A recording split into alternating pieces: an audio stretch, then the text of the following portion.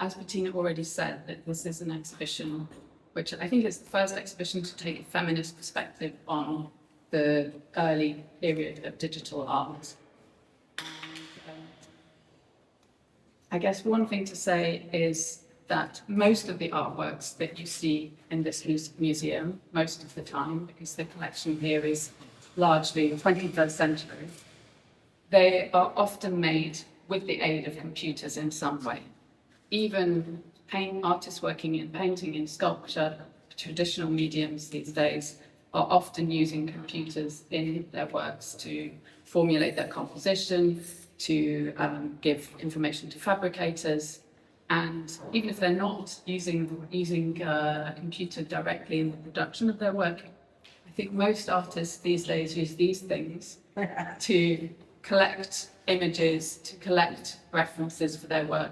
These have kind of replaced scrapbooks at the turn of the 20th century, and I guess until the middle of the 20th century, artists were often collecting ephemera in scrapbooks, and these days we've just shifted to a kind of new digital way of working.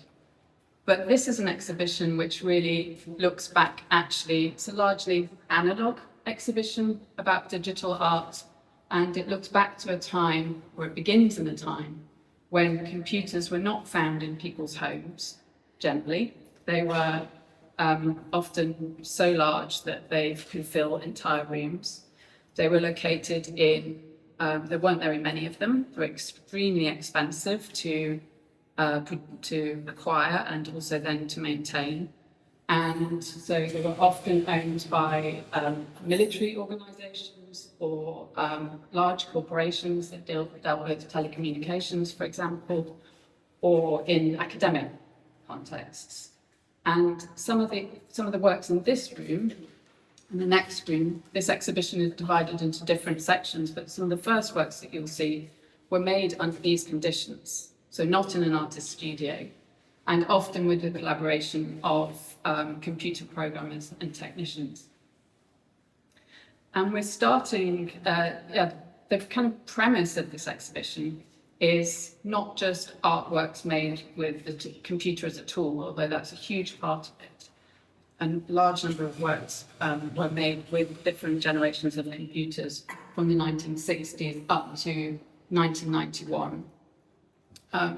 But there were also works in this exhibition where the computer forms a subject, or works that were made by artists working in a computational way.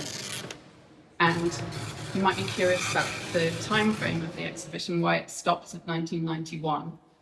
The time frame is quite simple. It stops at 1991 because 1991, 92 was the time at which the internet became public via the World Wide Web. And this is the point in history, I think, in this particular history, where things change enormously for artists and for the way that they work with digital technology.